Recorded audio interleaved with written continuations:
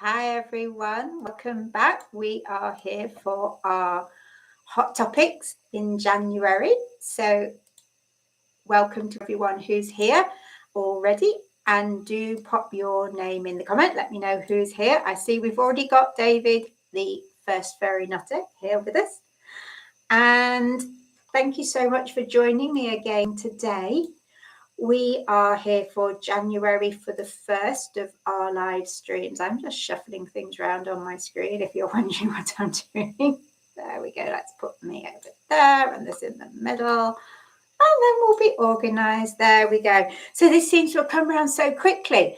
It seems like no time at all that we were here talking about Christmas, and now we've had Christmas and New Year, and I hope you've all had a fantastic time and are feeling refreshed and ready to get going into 2024. It's really quite scary to think that it's already 2024. Where did that come from? I remember quite clearly being quite excited about the millennium, and now that is so far away. So please say hello in the chat if you haven't already. And this live stream is open to everyone, and it will be available on replay afterwards. And I know some people find this a really difficult time because they are on the opposite side of the world to me. So hi to those who are not going to be seeing this until it's the replay. So if you don't have time to stay till the end, you can always watch it on the replay later. And I am going to leave them up for a few months, but they won't be there indefinitely. I've not decided yet how long to leave them for. I'll figure that out at some point. So let's see who is here with us today. So I already said hi to David, the first fairy nutter. Hi, Lynn and Denise. And hello to Alex.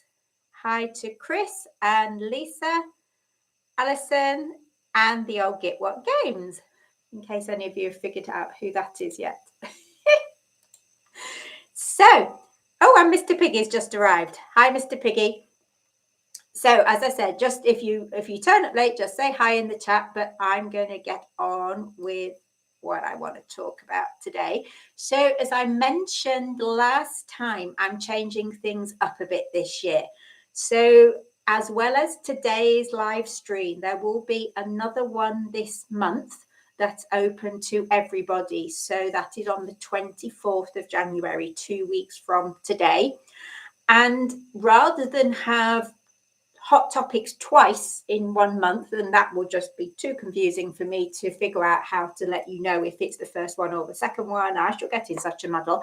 So this first one is going to stay as hot topics, and the second one that I do on the fourth Monday of the month, I'm going to call that bits and pieces. And the plan for that one is to discuss 3 or 4 smaller topics each time, rather than going into a bit more detail on one topic. So these might relate to questions I've been asked in video comments. It might be things I've come across in my work, or maybe things I've seen in social media and thought, I would like to talk about that. So if you have suggestions of subjects you'd like me to talk about in Hot Topics on the second Monday of the month, or in Bits and Pieces on the fourth Monday of the month, please drop them in the chat or on a community post, or just pop a question on one of my regular weekly videos, whether that's the Monday videos or the Friday shorts. And I do look through and attempt to respond to those. You do get priority as a member of the channel in terms of my responses. So you might find I get back to you a bit quicker if you're a member. And each month I will choose some of them to talk about and look at your questions and comments if you pop them in the chat as we go through that session. So before we get started on this month's hot topic, I'd like to give a shout out to our existing channel members. So thank you, a big thank you to everyone who has chosen to join the channel already. You know who you are. And it's very easy to sign up. If you change your mind, you can adjust your membership to a higher level or a lower level at any time. There are 3 levels to choose from. Obviously, the higher level gives you more perks. So do check out the options when you decide which one you want to opt for.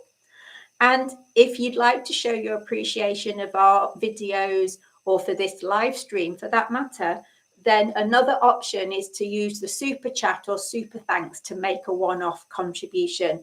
So you can do that in the live stream if you click on the little $ that's alongside the chat box, or all of the videos now on YouTube have the option to make a donation as a super thanks on that individual video. So it doesn't have to be in relation to that video.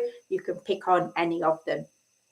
So if that's something you'd like to do, just click on the donate now box or the little $ where you type your comments in the chat, and the guys will be very appreciative of anything you'd like to send us.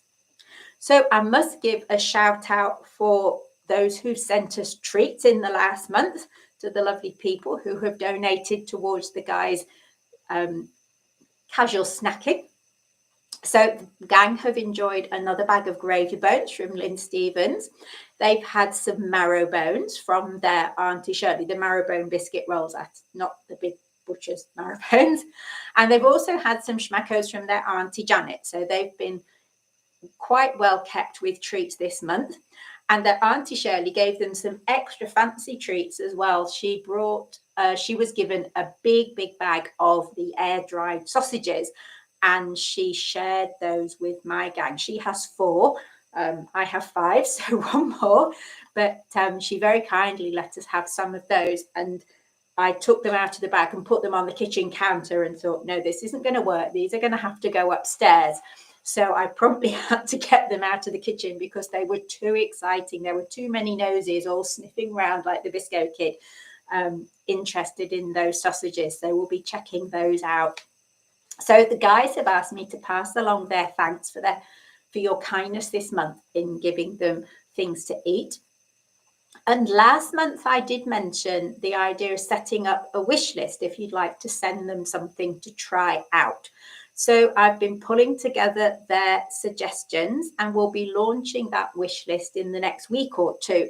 So what I've done is put on it a combination of things that we use already, and also things that they would quite like to try out.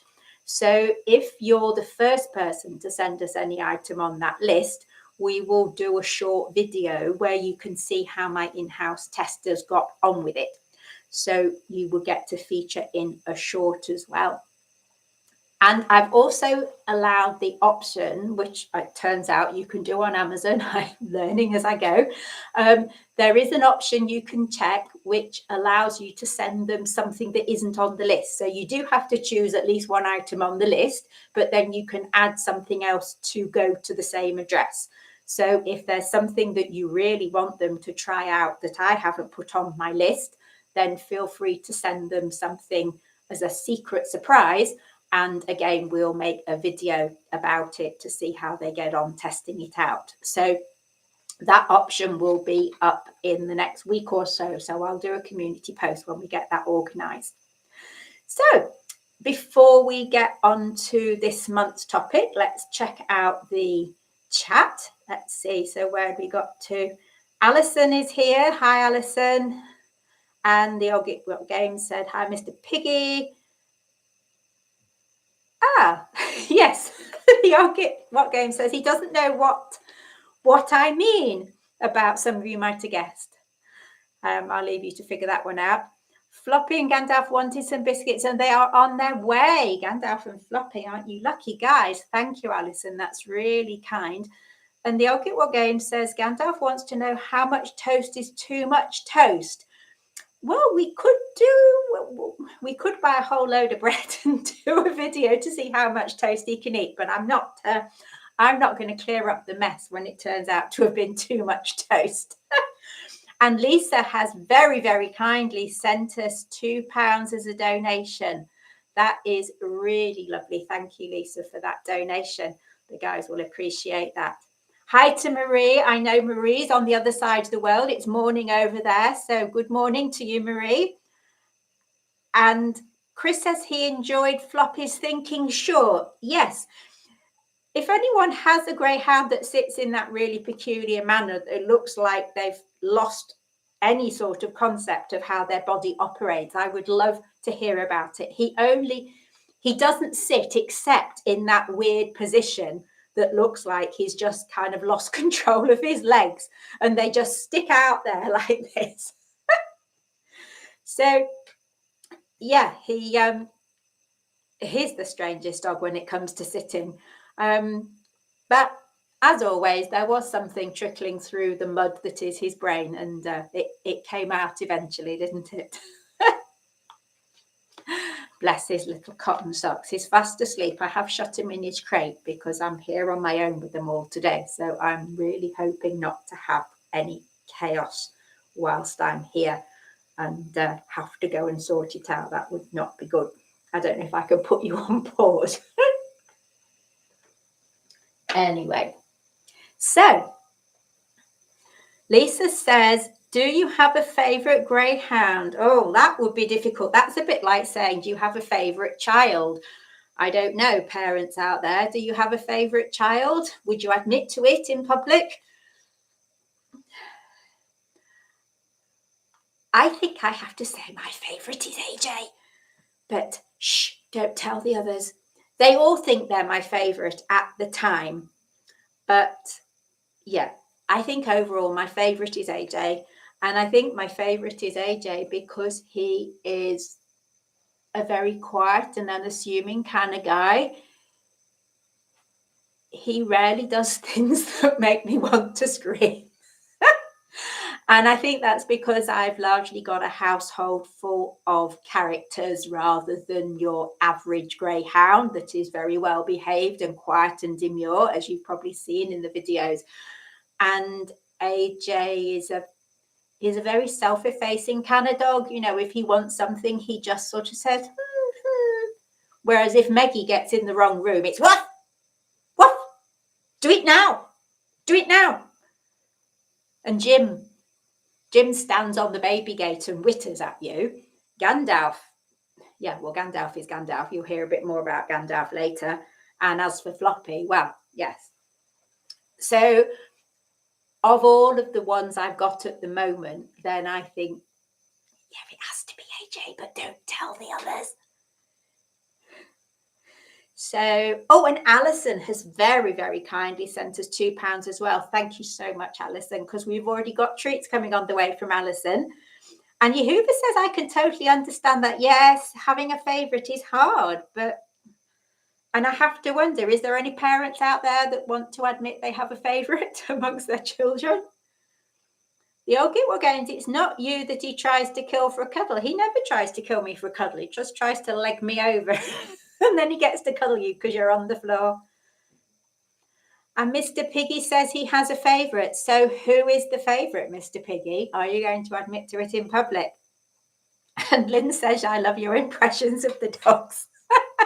Perhaps I don't need any dogs. I'll just do impressions of them.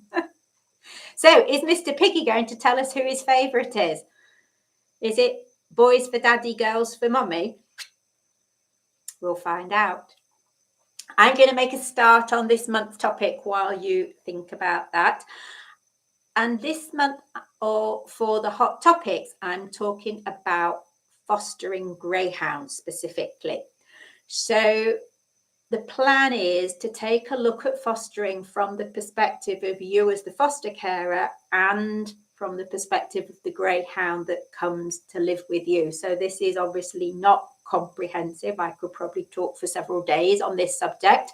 So I've tried to keep it so that we can fit it within the hour and you don't all get horribly bored with me rambling on about fostering. I've fostered greyhounds on and off for a long time now. I think my fifth dog came to me as a foster as a very, very difficult dog. He was going to be put to sleep by certain members of the charities committee at the time wanted him put to sleep, and I said I'll foster him. And then he kind of stuck to us and we kept him. He was one of those that you thought no one else is going to take this dog. And then since him, I've had various fosters which have come and gone, some for quite short times, some for longer times. one just for a week because the kennel was full. They miscalculated and couldn't fit him in for a week. So he came here for a week, and that was probably a good job because he was adorable. I would have loved to have kept him. But yeah, he went back to the kennels, and I just had to look the other way because I so wanted to keep him. I've had ones that have come back from a homing situation where they needed to be moved out. And when the dog's been in a home, it's not always good for their mental health to put them in the kennels. So I've had them under those circumstances. And I've also had dogs that have come back because there has been a behavioural issue, and I've fostered them partly so they haven't gone back into kennels, but partly so that I can explore that behavioural issue and find out if it's justified or not, and whether we needed to do something different for them in terms of working on their behaviour, or also whether they needed certain precautions putting in place, or they needed certain things to be specified about the next home that they went to. So I think there are three main sets of circumstances that can lead to fostering taking place. And which of those it is does have an impact on what that foster situation needs and what might happen. So I'm just going to kind of outline those.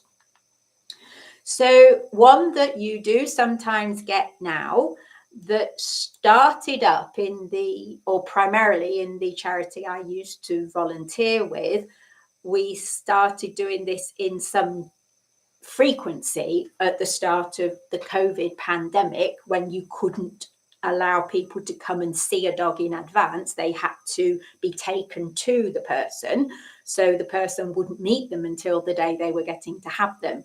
So we started doing it then. And that is the idea, where you are fostering a dog with a view to homing them. So it's a bit almost like putting down a down payment on a car. You're planning to get it, but you haven't got it quite yet. So you might have the option to foster a dog that you're thinking of homing, perhaps for a week or 2 weeks, 3 weeks, perhaps longer if they have some issues and it's important to see if you are the right family for them. And the idea is that it's almost like a trial run to see how you get on with them, how they get on with your household before you make a decision. So you get to see if they fit into your home setup, if they fit in with the people who make up your family, and if they get on with your other pets. And it's a very clear-cut situation. This is probably a dog that you've already met. It's probably a dog that you're already thinking, I'd quite like to have that dog. I'd like to keep that dog, but I'm not sure if it'll work. And the intention from the outset is that at the end of that time period, you're going to adopt them, or they're going to go back to the kennels. So for this sort of fostering, you wouldn't necessarily be expected to have previous experience of the breed, or even previous experience of dogs, because part of it might be about you deciding if it's going to be right for you. So this is most likely to be a dog that is very homeable. So not necessarily a dog that has particular issues that you're going to be working with beyond the issues of settling into a home from kennels. It could, however, be a dog that has got certain behavioural issues, and you are a more experienced greyhound owner, and you are going to take that dog to see if these are issues that you can work with, and whether you could take on that dog. So that dog might typically be a dog that is perhaps a long stayer in the kennels that has some issues, or it might be a dog that's been returned to the kennels with some issues, and they need to explore the next attempt at homing a little bit more carefully. So it's a way of having a trial period for all of the people involved. So that is probably the one where an inexperienced foster person might end up fostering a dog rather than owning them. And in that situation, the chances are you would be covered in terms of veterinary care, but you would pay for everything else. So the next scenario that I think is out there, out of the three that I'm seeing as the three main reasons why fostering happens, The second one is specifically to help certain dogs. So if you have a rescue that primarily keeps their dogs in kennels, they may seek out foster homes for certain individual dogs. So they could be dogs who've been in a home and then been returned for whatever reason, such as some of the ones I've had who, if a greyhound has been in a home for a period of time, they can find it very difficult to go back into kennels. I've never felt, well, for the majority of dogs in kennels in this situation, I don't feel being in kennels bothers them that much because they don't actually know anything else. And life in kennels is their normal. It's what they're used to. They don't realize that there are sofas and comfy cushions and endless opportunities to run around gardens and chase squirrels and have fancy treats and loads of toys and all the rest. They've never had that. So you can't miss what you haven't had. But once a dog has been in a home and they've seen that there is a different life that's possible, they can get really quite depressed if they then go back into a kennel environment. So a dog that has been in a home, especially for a longer period of time, or an older dog, a rescue could well try to get them fostered rather than put them into kennels. It could also be a dog that has only ever lived in kennels, but they just are totally not coping with the kennel environment. And that was the case with my number 5 dog, who I took initially, the ones that the committee wanted to have put to sleep. He could not deal with being in a kennel. And you have to wonder what hell on earth his life had been, because he was 18 months at that time and he'd been in the racing environment. He trained, but he wasn't fast enough. So he was retired at 18 months. He had eczema all over. His ears were bald. He had crusty edges to his ears. His nails were worn so short they were barely there and they were bleeding because he had been scraping them on the concrete walls. His teeth, the vet was horrified when she saw his teeth. His teeth were virtually flat and his canines were like spikes because he'd worn them down so far, chewing on the bars and potentially on the concrete walls. This was a dog that was massively, massively stressed by being in the kennel. And I ended up taking him because I couldn't stand. I was not able to go to the kennels multiple times a week, as I was doing at the time, to walk the dogs and watch him. Because if he was inside the kennel, he was freaking out. He was literally throwing himself against the door. But if you put a lead on and brought him out into the corridor, he stood like an angel. And I just couldn't watch it. I couldn't go there and see that dog suffering like that, because to me, and this is perhaps a bit controversial, it raised for me the question, perhaps he would have been better off put to sleep than going through that day in, day out. So I brought him home. I fostered him for about 6 months. And some of the things I discovered about him then was what prompted the committee to say he should be put to sleep. So I said, I'll adopt him, because I would rather work with him and try and overcome them than have him put to sleep. And there was no way he should go back into a kennel. So he had real problems at being in a kennel. You might also get a dog who has issues that can't be worked on in a kennel. So, for example, if you have a dog that's been returned because of resource guarding, that's really quite hard to deal with in a kennel. If you have a dog with quite strong reactivity, that can be hard to deal with in a kennel because they need to go out and practice in a way that is helping them overcome it. So there are certain issues that need or can be better addressed when the dog is in a home being worked with day in, day out by the same person. And so all of these dogs would benefit from being fostered rather than in a kennel. But for this sort of foster arrangement, you really need someone who has previous breed experience. And if it's someone that has experience of the issues that dog has got, even better. So they need to be someone that can have an understanding of how to help the dog with any particular needs they may have. And the chances are that's all going to be discussed up front. And if the people at the charity didn't know that you might be able to deal with this, you probably wouldn't even have that conversation. So depending on the dog's needs, they might be suited to certain setups, such as a home without young children, a home without other pets, a home where you work from home or maybe are retired rather than working at all. So these dogs are likely to have more restrictions on who they can go to and where they can go than a dog that's being fostered with a view to adoption, because the chances are they're being fostered for a reason, because there is an issue. So that's the second sort. And then the third sort, which is much quicker to describe, is the sort of situation where you have a charity where all of the dogs are fostered. And some organisations don't run kennels at all. They just have a network of foster carers, and every dog that comes into them goes into foster care. Now, this requires, again, quite a specific sort of person and usually some previous experience, because this time the dog is going to come to you as a complete unknown. You won't know anything about them. The chances are, with this sort of organisation, they may well have been taken from the dog pound, picked up by the warden or abandoned.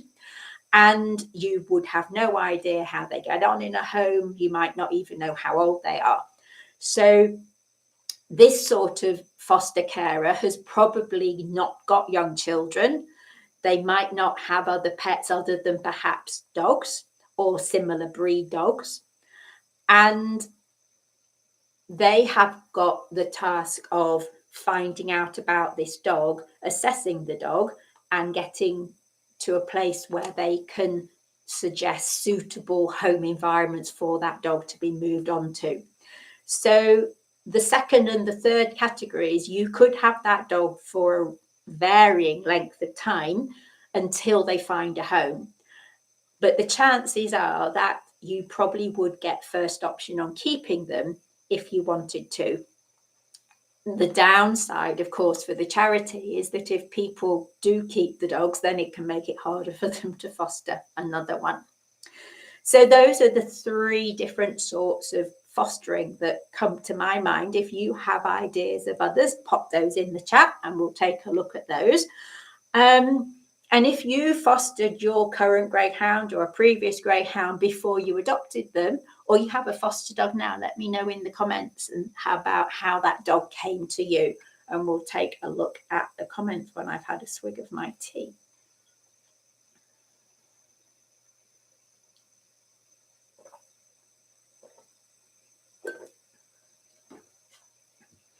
So anyone wishes to comment on sorts of fosters, if you do foster now or you're thinking of fostering. So Mr. Piggy says he can't tell me who the favourite is. Oh, eeny, meeny, miny, mo. Who shall it be?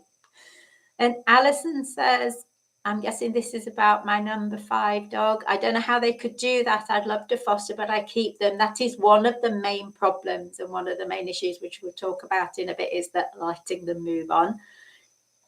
Lynn says, I took Sam in as a foster with no intention to adopt. Yes, famous last words, of course. I've been there, done that. He was only just 2 and had separation anxiety, so it was just to see how he was with other greys. And after only 4 days, I decided to adopt. Yes, that's pretty short-term fostering, bless him. But then, you know, how could you resist, eh? And the old Get What game says, a bit like Floppy. Yes, Floppy is another one of those that I really could not see how he was going to get a home from his current behaviour. He had got to the point where you couldn't even get him out of the kennel block without him losing the plot. So the chance of anyone meeting him at the kennels and not running a mile in the opposite direction was pretty slim. So Chris says, I think we will be very bad fosters. The aim is to help the dog, then hand them back at some point, or is it? Well, usually, unless you are fostering with the expectation that you're going to adopt them if it goes okay, that first category, then normally the idea is that they would stay with you either for a pre-agreed period of time for you to work with them, personally, that's not a type of fostering I agree with, because of this issue of them struggling when they go back in. So the idea that came about from a charity I was involved with recently is that a foster period would be 3 months, and at the end of the 3 months the dog will go back to kennels and another dog would get a chance to be fostered. Well, to me, that is not in the dog's best interest, because it's like I said earlier, once they've got a glimpse at life outside kennels, they can become really quite depressed, mentally depressed, when they go back in.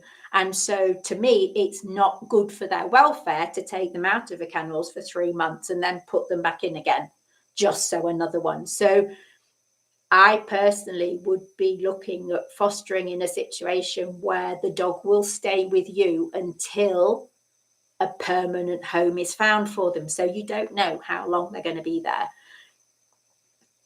So at least you know they are going on to another home. And that might be nearby. You might even stay in touch and see them afterwards. It might be some distance away. It depends on who the organisation finds. So Marie says, I foster for a group called Greyhounds who don't have kennels. Yeah, there's a number in this country as well where everything is based around having foster carers. So if you have a charity or an organisation that's kennel based, the restriction is how many dogs can we fit in our kennels. For an organisation that's based on foster care, then the restriction is, do we have a foster carer available, or do we have a foster carer with the space to take on another one? So you still need that turnover of dogs. One needs to be homed in order for another one to come into that space. Mr. Piggy says, is there a governing body that checks these charities? Well, you have the Charities Commission that checks them in terms of their compliance with the law around charities. If they are taking in dogs, if greyhounds under the GBGB scheme, the Greyhound Board of Great Britain scheme, then there are restrictions around that. But I don't think they're very tight or very well or very frequently assessed. If it's a branch of the Greyhound Trust, which is a charity overall, then they are supposed to abide by certain criteria. For example, the Greyhound Trust is a member of the Association of Dogs and Cats Homes, who set out requirements in terms of the welfare of the dogs. So they set out requirements for access to veterinary treatment, for the amount of space the dog should have in the kennels, about the bedding a dog should have, about food, exercise, that the dogs should only have positive approaches to training. They wouldn't be allowed to use punishment in training and things like that. So there is a whole set of guidelines based around that are used with the Association of Dogs and Cats Homes. But of course, you don't have to be a member of that. So if you go to a charity that isn't a member of that, then yeah, they can do what they like, basically. So unless things got so bad that the police or the RSPCA were called in, then it's entirely up to them what they do. Yehuva says, we failed spectacularly at fostering. Our first dog did not like the foster dog and got really withdrawn and depressed. Yeah, this is an issue.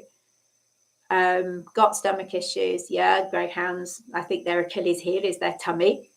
And the foster is now in a new foster home. Yeah, and the emotional issues I'm going to talk about that a little bit later on. I think that the emotional side of it is the hardest thing for us as a foster carer to cope with. So Marie says, I don't keep them because I want other families to have the same joy I do. Also, they're never as easy as our own girl. Yes, maybe one will come along at some point who is easy and you'll be tempted to keep them. And Yehuva says, our dog has gastroenteritis and not eaten. Oh, bless. It's definitely the stress of that has upset the tummy there. And then Marie said, I've had 8 hounds now and find it very rewarding. Yeah, it's until they keep you up and have to constantly clean up. It's the hardest part of it, I think, is that settling everyone in. And Alex says, not foster, but my dad has always rescued collies. Then after losing our 20-year collie after we got a lurcher pup, he got a retired racer straight from Ireland, 2 years old. Gosh, that must have been a bit of a culture shock for the dog and quite a fun introduction to owning greyhounds, especially after a collie. You've kind of got chalk and cheese there. Gandalf, don't chew your leg, please. Yes, let's not chew it. Excuse me. Yes, Marie fostered 8 hounds. Denise says, we fostered Joey for a few weeks with first-time greyhound parents, adopted him 15 months ago. Best thing you ever did. Yeah. So that sounds like the sort of arrangement I was talking about to start with. Either you fostered him with the intention of adopting him, or you fostered him and then became a failed foster very quickly. Okay, so let me move on then. I want to talk about implications for you as a person, implications for the dog, and implications for other pets in the home. So we'll look at each of those areas in turn. Have a quick swig of tea. I wouldn't say I was entirely over whatever it was I had when I did this session before Christmas. It has reduced now to a bit of an annoying cough. Hence, I need some lukewarm tea. So let's have a look at implications for you. So if you're fostering with a view to adopting, of course, it can be the perfect way to find out if a greyhound is right for you. They are a little bit quirky. I've had them for so long that I can't really remember what other dogs are like. But I know an awful lot of people say they're not like other dogs. And I think, what other dogs like then? Can't remember. So it can be a good way to check it out. And the other thing it can be helpful for is finding out if adding a second greyhound to the home would be a good idea. I know when the COVID pandemic started, I was desperately trying to contact everyone I could think of in my role as welfare coordinator for Greyhound Trust Hall Green, trying to find people who would foster a dog because we wanted to get them out of the kennels. And one couple that I contacted, they'd had just the one dog for quite some time, and they agreed to foster because they wanted to see how they would cope with having a second dog in the house and how their dog would cope with having a second dog in the house. So it can be quite useful to see whether you'd rather stick with one or whether you want to move on to 2 and 3 and 4 and 5 and 6 and goodness knows what. And it's not uncommon for people to fail as fosterers. I think of all of the dogs that I wriggled into foster homes at the start of the COVID pandemic, the vast majority stayed. The people failed as fosterers. So I suspect the people who offered to foster them probably were half thinking, oh, maybe I'll have another one. Is now the time? Perhaps if I take a shine to this one, I might keep them. And so they might have been thinking that, but it also shows just how hard it can be for you when the time comes for the dog to move on, because it's really easy to start thinking, oh, I like having this dog here. I really want them to stay. If you have a whole series of foster dogs, as Marie has done, and as I have done, and some of the others of you out there may have done, you are essentially setting yourself up to go through that settling in process over and over again. So on the one hand, this can be really rewarding. I find there is something amazing about those first few months with a dog, where you get a dog that comes like Floppy with the most appalling coat and skin, with zero manners and totally wacky behavior, mad as a box of frogs half the time. And to see them evolve into the dog that they become a few months later is incredibly rewarding to do. But it is also potentially the most difficult time in owning a greyhound, turning that raw material straight from the kennel into a pet. And so you, as the foster carer, are shouldering a lot of the burden of that transformation. So the person who ultimately adopts the dog will get an easier ride. So it could mean that someone without a huge amount of breed experience is able to take that dog on going forwards because you as a foster carer have shaped them into the perfect dog. And I mean, AJ is a case in point here. I mean, he's a big lad, big dog. When I first started walking him, you could be walking through the park, he'd turn, he'd see a dog running in the distance, or he'd see a squirrel, and he'd be up by my ears. Suddenly, I was like, okay, hello, AJ, what are you doing up there? Because he's bouncing. Now, a lot of people would find a very large greyhound, he's probably one of the largest I've had, leaping 5 feet into the air rather alarming. So the chance of him being homed was reduced because of that behaviour. A lot of people either wouldn't have known where to start, they wouldn't have wanted to take it on, or they'd have found it intimidating. But after 4 months, he figured he didn't need to do that anymore, and he is the softest ball of grease you could ask for now. And if he sees something out there, he just looks at it and maybe squeaks a bit, and he has a biscuit. Job done. And so I was able to kind of mold him into my favorite dog. And, you know, you get this very wonderful dog. It's about being able to see beyond what is there now and see the potential and work with that potential. And I find that a really rewarding thing to do. And I haven't had many dogs who have been what would be classed as easy. And I probably find those a bit boring, actually. So it isn't for everybody. And sometimes it's something, because in those early stages, their needs are different. So you really need to be home a lot in those early days. Well, not everyone can be at home a lot on a regular basis to cope with a new dog that they're fostering.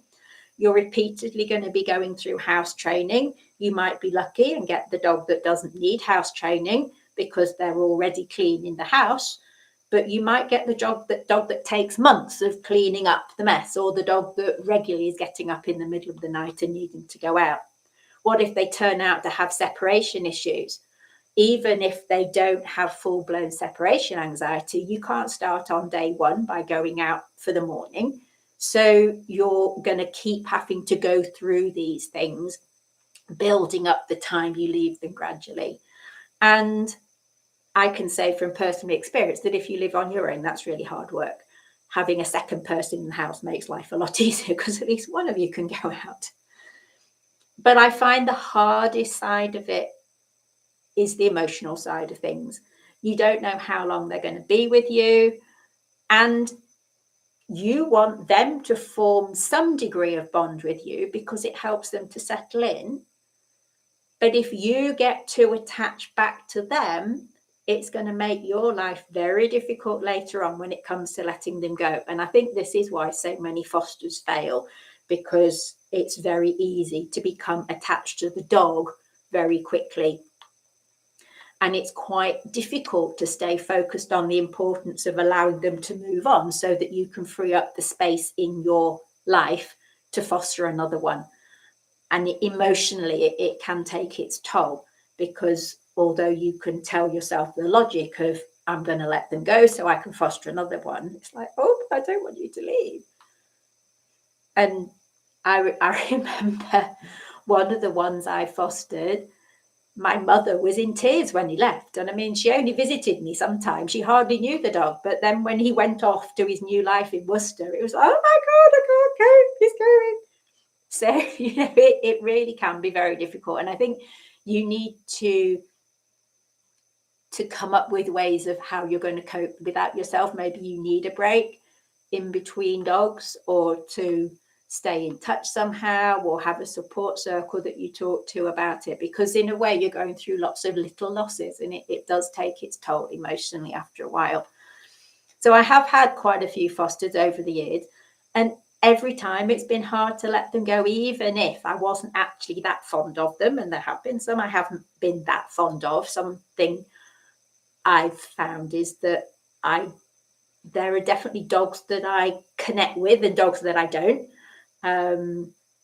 I've owned dogs that I didn't really connect with, and perhaps with hindsight, they weren't the best dog for me to have had. But even if you don't let yourself get attached, or you didn't think you were that fond of them because you were keeping that wall up, it can still be really hard when it's time for them to go. I mean, a few years ago, I got down to 3, and I intended to keep it that way so I could foster more instead of owning more. I was intending to stick to 3 and then foster. And then, of course, it was Gandalf, wasn't it? And that well and truly put a spanner in the works, because the chance of finding a suitable home for him was virtually non-existent due to his behaviour. And I had a full-time job managing him around my other dogs. So taking other foster dogs wasn't an option either for a couple of years. So he has been life-changing in more ways than one. So if you've had a foster dog, what did you find to be the hardest thing about it? I know a few of you already commented on the emotional side of things, but share in the comments what you found to be the hardest thing about having a... Oh, there's my foster dog grumbling at me. The hardest thing about having a foster dog.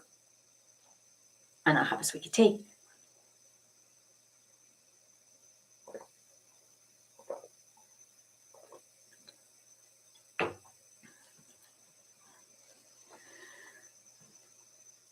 So Marie said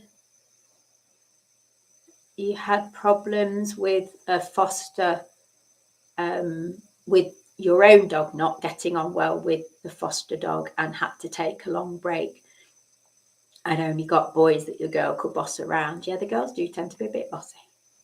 And Alex says that Delta, who is a head honcho descendant, there are so many head honcho descendants, is better behaved than the lurch. Oh my goodness, yes, but 50% Saluki.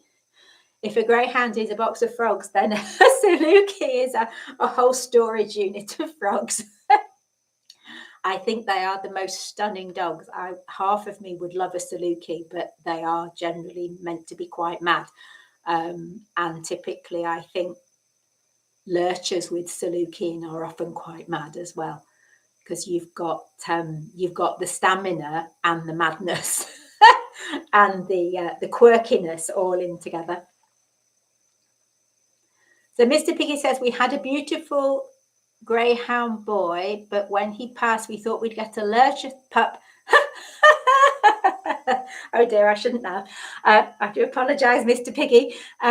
When he passed, that we thought we'd get a lurcher pup, thinking it wouldn't be that much different. 3/4 greyhound and then a quarter collie. We were so wrong. Yes, it just like that 50% Saluki, a quarter collie. I'm fascinated though, because by and large, my greyhounds don't like collies very much. So how did they generate that cross in the first place?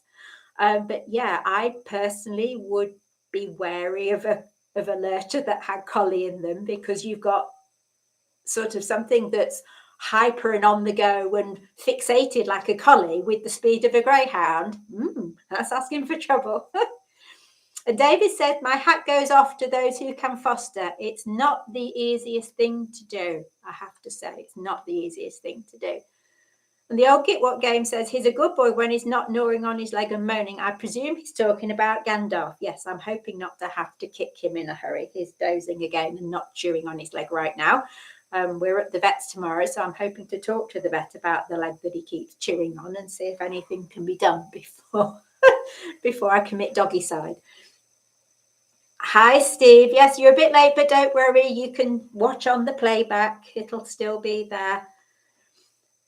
And Marie says the constant mind reading or problem solving is your biggest challenge. Yeah, it is a big challenge. You have to be up for challenge. And I think there's an awful lot of people out there who have had a greyhound or 2 greyhounds, and I often see posts on social media saying things like, I thought I was experienced, I've had 4 greyhounds, and so they do seem to be, but this one's got me confused, or this one does this that I've never come across. And so having a series of foster dogs does tend to throw up challenges that you've never met before. So it is an amazing way of getting to know about all the different issues that can arise with greyhounds.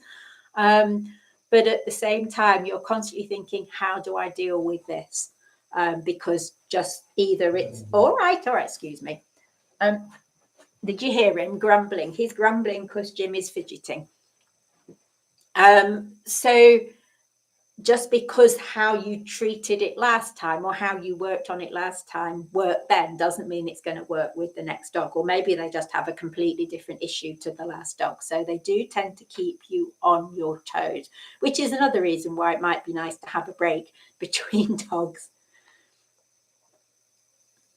Mr. Piggy says, fostering is a godsend for charities. I couldn't give them back. What, the charities?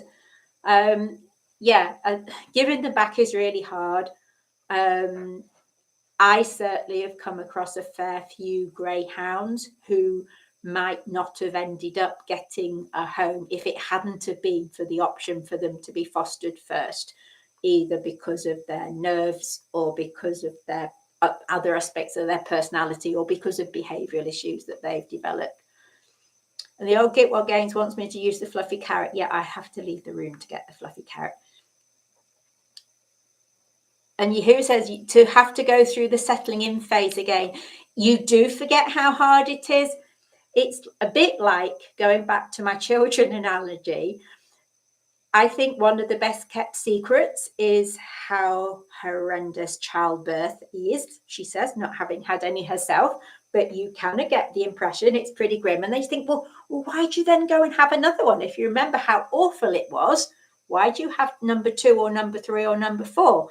And after a while, the memory fades. It has to, because let's face it, if you remembered how horrendous it was, why on earth would you do it again?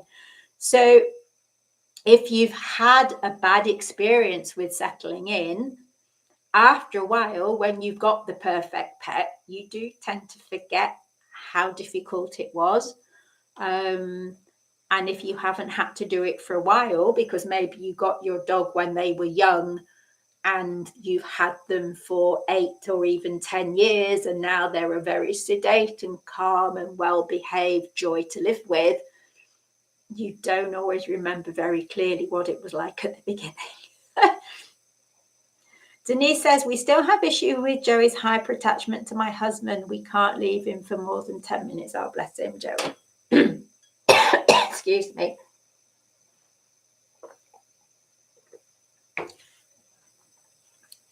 It's it's a difficult one. And of course, if the dog has separation issues, that totally turns your world upside down, doesn't it? Because if you can't leave them for 10 minutes, then you're constantly sort of having to juggle your life to fit around that. Alex says, I couldn't foster. I would fall in love with the dog the day it came to me. Can I send you Gandalf, please? He could be your foster dog. And then you can tell me if you'll fall in love with him. I might do a video on how dogs drive you mad and how to cope with it, because he's very good at that. So yeah, try Gandalf. That might work. And Lynn says, Sam was okay settling in with me working from home and your other dog. Okay to be left for a while. He changed during lockdown and became more fear reactive afterwards. Excuse me. He's frightened of things generally. He's a sensitive soul. He's a sensitive soul. They're all very sensitive, but some more than others. And Marie says, yes, it took us ages to work out that our last foster was scared of the dark. Yes, you hear of that quite often. And I always think, when it comes to sleeping at night or using the toilet, the garden late at night, try lights on, try lights off. Some need light on, some need light off. It can go both ways. You never really quite know. And Alex, yes, just send me your address, pop it in a message, and I'll post Gandalf to you. He could be a bit like Paddington Bear. He can have a tag, say, please look after this dog. The old Get What Game says he's really lovely now. Yeah, when you're not here, he is.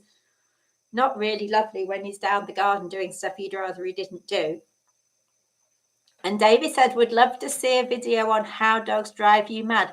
I was actually seriously thinking about doing that from the point of view of a video about coping with the frustrations when you just want to scream and shout, because I freely admit there are days where they drive me to that. And I think sometimes it's about having multiple dogs, because I can't be everywhere at once. So if I'm out in the garden watching Gandalf, because if I don't watch him, he's going to poo and then he's going to eat it. And then I have to clean his mouth. And I just don't like doing that.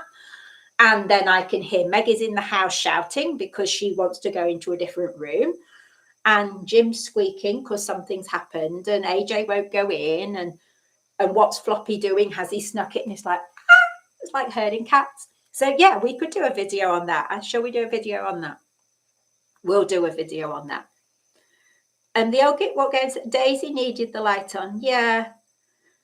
Gandalf goes on holiday. No, Marie, we don't go on holiday. I'm coming to that. So let me carry on. It's going to be a long one. I said I could go on forever on this subject. So implications for the other pets you may have. We've alluded to a little bit of this already. So if you have a greyhound or other pets for that matter, different breeds of dogs or other pets altogether, then fostering is a great way of finding out, would they like a friend? Would they get on better with a friend? Would they prefer not to have a friend? And as some of you have already mentioned, it doesn't always work out the way you wanted it to. It is disruptive. They find it unsettling if their friends keep coming and going as well. So even if they're happy to share their space with another dog, or they love meeting dogs out on walks, it doesn't mean they're going to enjoy having another dog in their house. And they can find, their welfare is affected, I won't say compromised, but affected by having dogs coming and going. It's like a little death, isn't it? Every time one goes, it's like, why am I on my own again now? So if you're going to foster, the chances are your current dog needs to be fairly laid back. And if you take on a foster who turns out to be more demanding, it could affect your own dog's well-being in the short term, if not for longer. So yes, it can be great if you're thinking, my dog might be better with a second dog. Shall we foster one and see? And if it works out, we'll keep them. That could work very well. But if you have a dog that benefits from having another dog around, what's going to happen when that dog gets a home? Because suddenly your dog is back on their own again. So there's that. Comings and goings can be difficult. Greyhounds, by and large, like routine. They like things to stay the same. And if dogs are coming and going too often, they could find that quite hard to deal with. Some would be fine with it, but you don't know till you try. So it's something to be aware of. And your current greyhound may be really helpful to the foster dog. They can give them the moral support of being a greyhound companion, because, of course, otherwise that dog might have gone into a home as the only dog.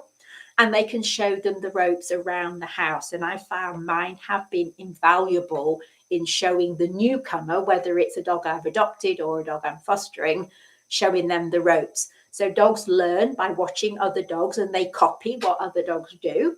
So they can pick up good habits. They can also pick up bad habits. So if you have one that steals or counter surfs, the new one might learn to do that as well. So just bear that in mind. You might not want to pass that on to the new owner.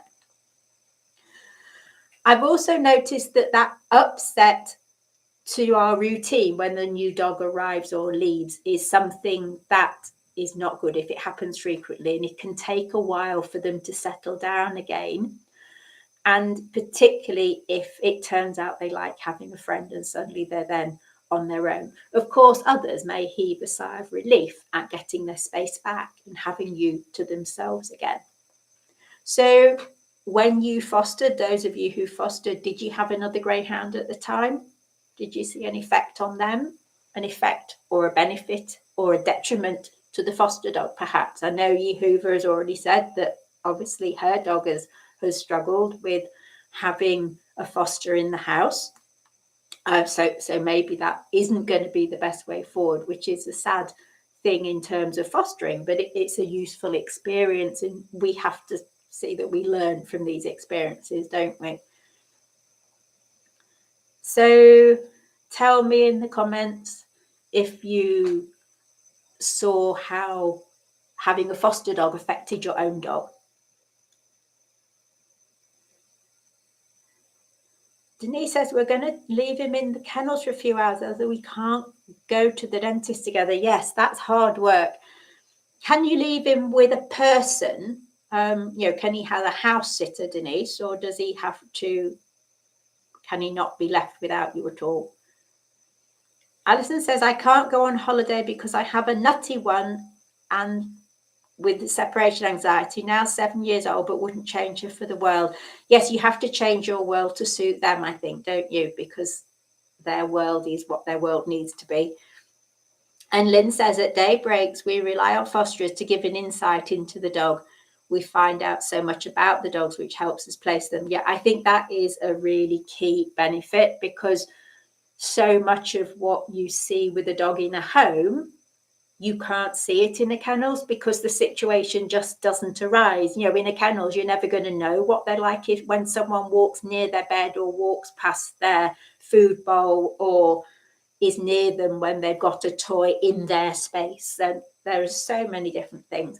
And even little things like, will they go upstairs or not?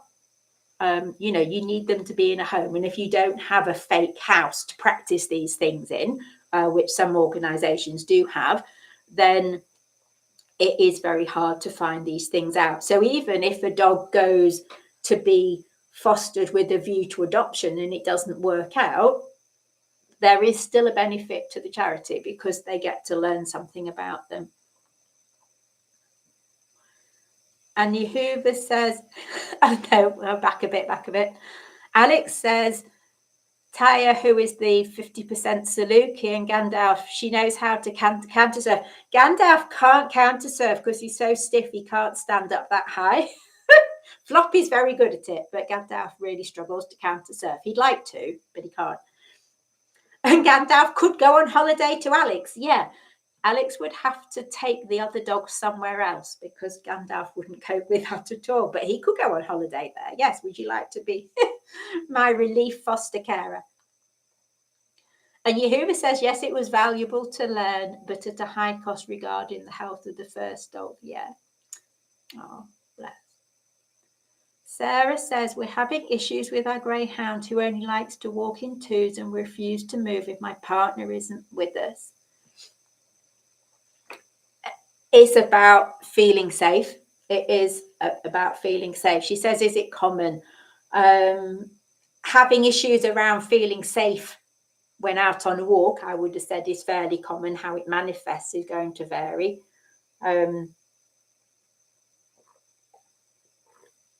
If they might be more comfortable walking with a confident dog.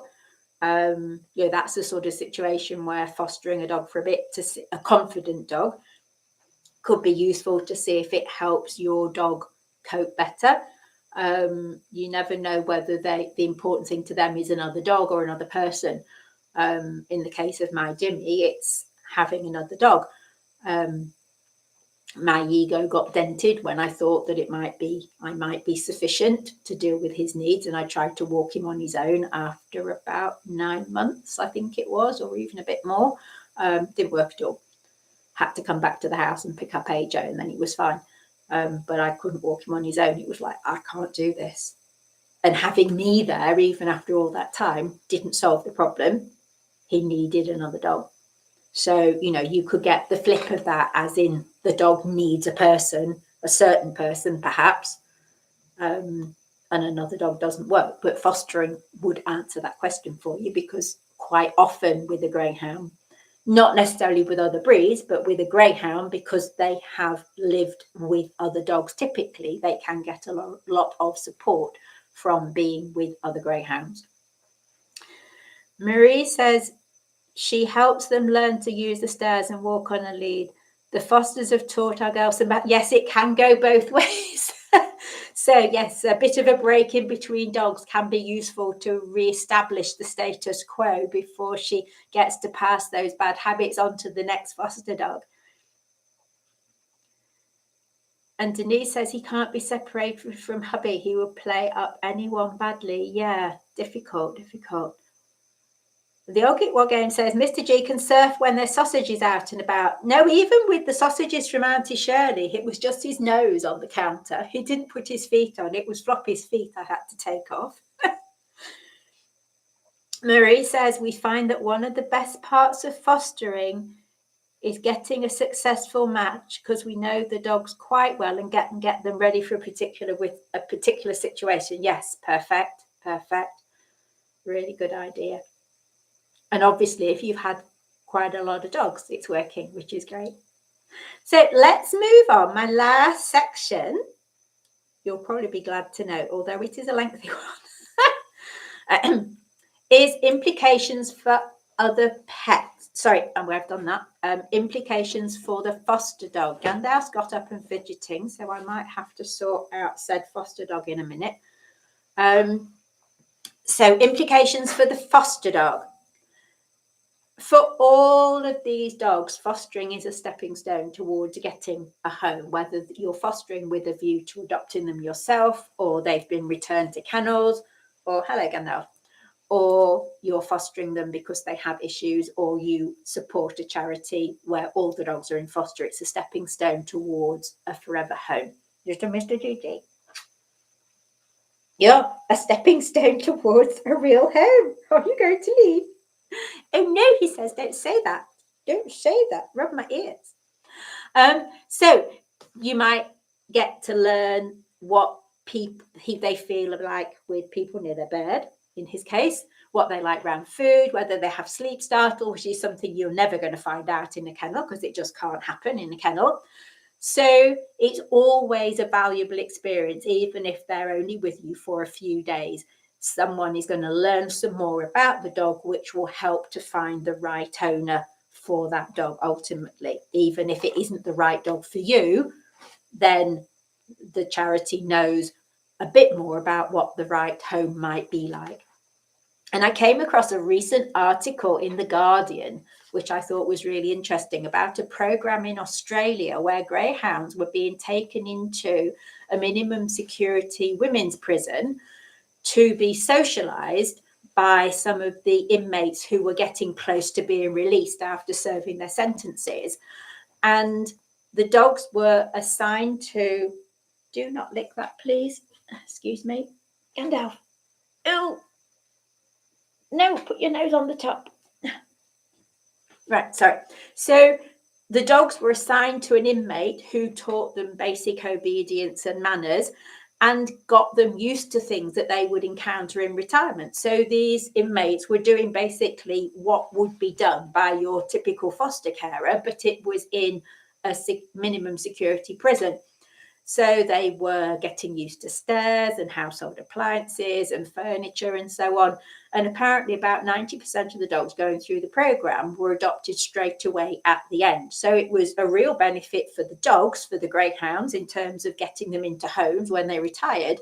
But it was also beneficial to the inmates. And I thought that it sounds like an amazing program. If only we could do that over here as well.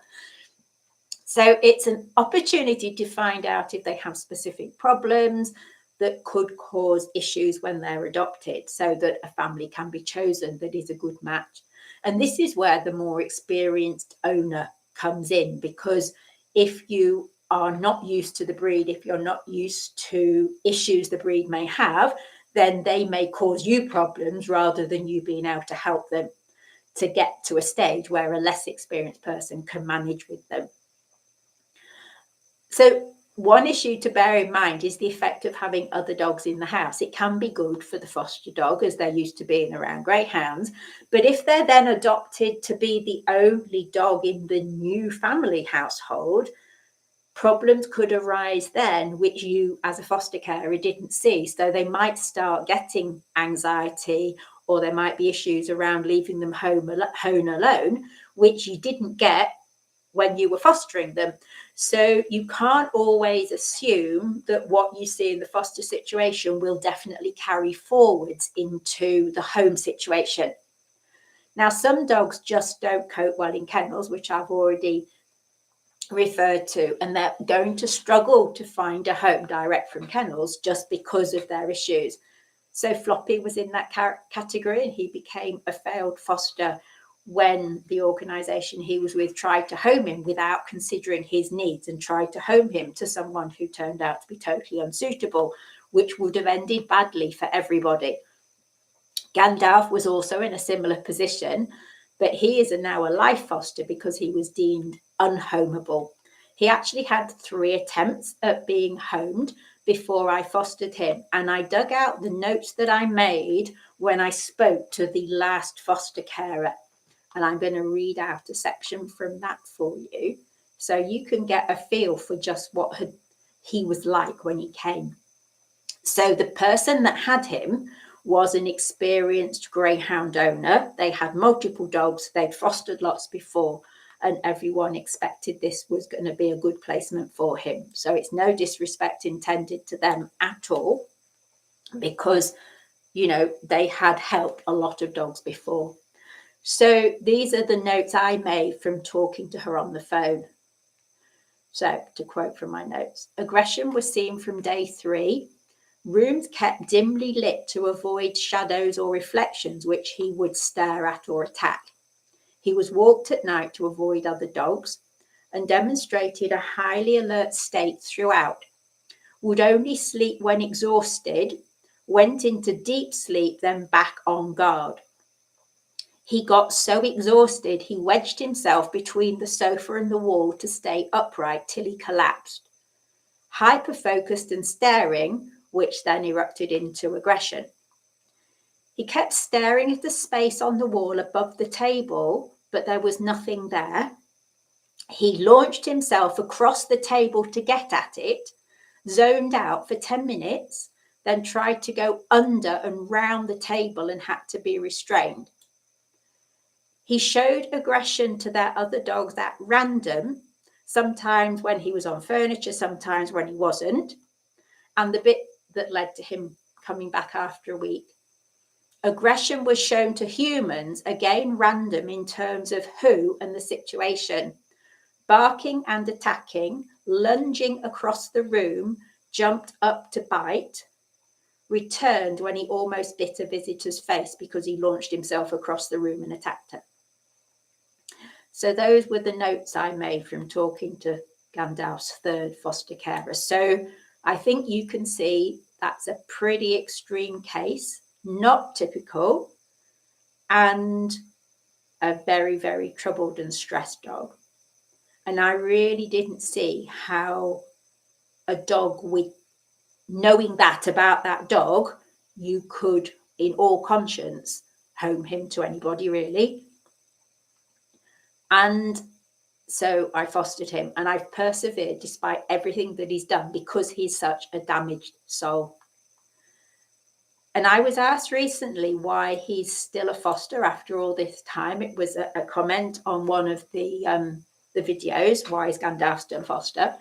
And the simple answer is I never intended to keep him. He was going to be my lockdown project, Start of the pandemic. He arrived a week before the first lockdown started in the UK. And I thought, 6 months, we'll fix him. I can't work. Work's got to stop. I'm at home. 6 months, sort this dog out, move him on. I didn't want another dog. I wanted to foster dogs. I didn't want the restrictions. I wanted to stick to 3 because I could comfortably go on holiday with 3. Having more dogs just adds a lot of complications.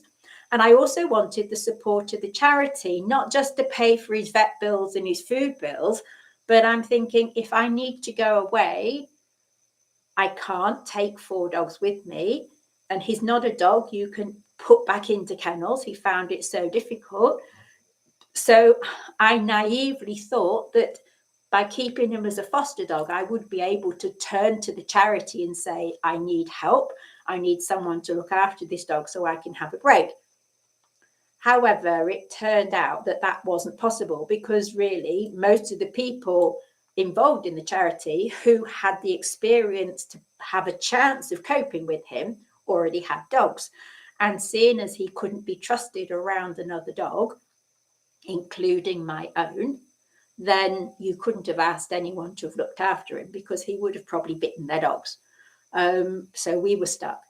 And it turned out that staying as a foster so that I could get help, so I could go away, wasn't going to happen. And I actually haven't spent a night away from home since he arrived in March 2019. So we're coming up to 4 years of not going away from here because of this dog. And I know he won't bite me because he has tried to bite me twice and spat me out. Both times it was kind of an accident on his part. He didn't lunge at me to bite me, but he got his mouth around parts of me kind of by mistake and promptly let go. But even now, after 4 years, I wouldn't entirely trust him not to bite someone else. So if you're thinking he's unsettled because he's somewhere else and I'm not there, because by and large, he respects me, but I'm not convinced he respects anyone else, he can be really difficult to be around and he is potentially dangerous, is the bottom line. So he became a life foster instead. And that's perhaps the best thing that the organisation was able to do for him, was to get him the status of a life foster. Because I'm not in a financial position to take on a dog with his needs. He's on medication. He has to have regular trips to the vet. He has massage. He has physio. I generally, because I'm on a low income, I generally only take on dogs that are physically healthy. I can work on behaviour issues, but I wouldn't be in a position to support a dog that I knew would have a lot of vet bills. We can all have unexpected vet bills. Something can go wrong with any dog, but I can't afford to take on a dog that I know is going to need a lot of support from the vet. So that's why Gandalf is a life foster. So he is an extreme case, but any greyhound can find change difficult. And one of the downsides potentially for the dog is that a foster period can just add in one more change. So they just get used to being with you. They start settling in with you, with your other dogs, and then off they go to start again in a new home. So one of the downsides can be it adds another element of change for them, which can make it harder. And there is some evidence that it can make it harder for them to form a bond if they keep getting this change, because it's almost as if they withdraw from making a bond, because who knows if that person's going to be there next week or tomorrow. Much depends on their personality. For some, it doesn't matter at all. But for others, it could be really quite hard, especially the ones who are more nervous by nature. And even ones who seem really quite well balanced. I've been surprised with some of mine in the past. Dogs that I owned that I thought were pretty laid back and didn't bother about whether it was me or another human, have actually been quite anxious when it hasn't been me. So sometimes that is there even though they don't show it. And this is why I also ended up keeping Jimmy. So I fostered him initially because he found the endless stream of different people, different volunteers, different staff in the kennel really, really hard to cope with. He would, if someone went into his kennel, he would flatten himself in the corner. He was that scared of people. But I took him out so he would only have to cope with me. And there was no way he could even have a viewing, because how could anyone get to know if they like that dog if he couldn't go near them? But by extension, it meant that he would find it very hard to move on to a new home once he got used to us. And even now, a couple of years later, he doesn't cope well with new people. He doesn't cope well with people on walks. He doesn't always cope well with visitors to the house. Luckily, I don't have that many. So, that can be a problem for him as well. So one thing to keep in mind is that the behaviour seen in foster can be dependent on the circumstances. foster dogs can end up behaving quite differently once they're adopted, either things coming out that weren't seen before, and you can never be quite sure how they'll turn out or what will happen when they settle in and find their feet. So it is a bit of a juggling act. But I think overall for most, the benefits that come from having that experience of home life outweigh the downsides of the extra changes that they're going to have to cope with. And I know that rescues are often very keen to hear from experienced people who are able to foster greyhounds. So if this is something you could do, it's a fantastic way of helping a whole series of greyhounds transition into a successful retirement.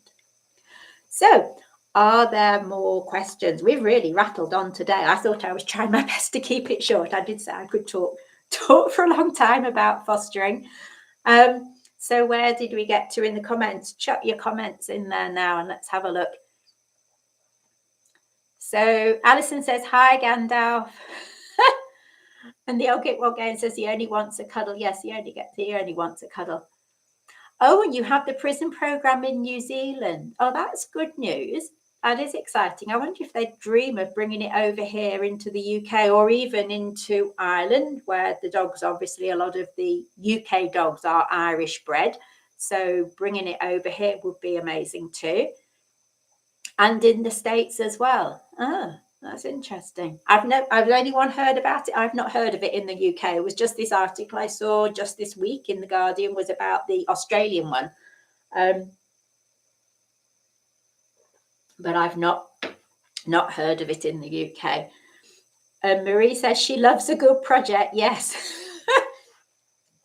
He was a project and a half, not quite the project I was expecting. So yes, I've clicked somewhere I shouldn't. Oh, there we go. And the old Gitwell game says he's good when he's topped up on toast and cuddles. Yes, he does need to have toast and cuddles. He comes and demands them when he wants them, and usually you need to try and massage his legs because he's ouchy. I think a lot of his bad temper or apparent bad temper is because he hurts. I've never had one in all the time I've been owning and fostering greyhounds. I've never had one with the level of muscular discomfort that he has that just seems to be physical tension. And I wonder whether that is because he's been so tense for so long, not coping in kennels, that he's like been on edge for so long. And now he's stuck with that kind of muscular pattern. Because, yeah, his tension is scary. And Marie says, we've seen differences when the family is more uptight or noisy than our family. The family's energy seems to rub off on the dogs. Yes, I agree. A friend of mine has adopted a dog that she took in as an emergency foster because he needed to be removed from a home with a child that he bit. And away from that home, he is the sweetest, most loving dog you could ask for. And you really have to wonder about the stress he went through in that household to push him to bite, because he, of all the dogs I've met, he is one you never would think would bite someone. So he really, really was pushed to his limits to put that child in hospital with a bite to their face. And Lynn says, I think there might be something in the UK. Someone thought Skip had been a prison dog, but he wasn't. Interesting. I'll have to look into that, because it will be really, really something that I think, is of great benefit, because being able to socialize them and work with them in that way can make a huge difference when it comes to them successfully moving into homes. So Yehuva has to leave. Thank you. And bye, Yehuva. So if you have any more questions or comments, pop them in the chat. We're going to wrap up now, much later than I intended. The idea was to be about an hour, so got a bit carried away. There we go. If you've enjoyed the live stream and would like to support the channel, you can use the super chat button to make a one-off contribution or make a donation on any of our videos and shorts. And to get more of the same each month, please also consider becoming a channel member. So for channel members, the super fan member level, there is a session next Monday for just those people who have joined as super fans. And we will be back for everybody on the 24th of January for the first lot of bits and pieces. So keep an eye on the community posts for information on those. And if you have things you want me to talk about in bits and pieces, let me know. So, yes, and hit the like button. Hit the like button, David. So thank you all very much for being here. And I will be back in either a week's time or 2 weeks' time. And I hope to see you all again then. I shall do some more jiggery pokey around here so I can end the live stream. Thank you so much for being here with me this evening. It's been a pleasure. And I'll see you again soon. Bye, everyone.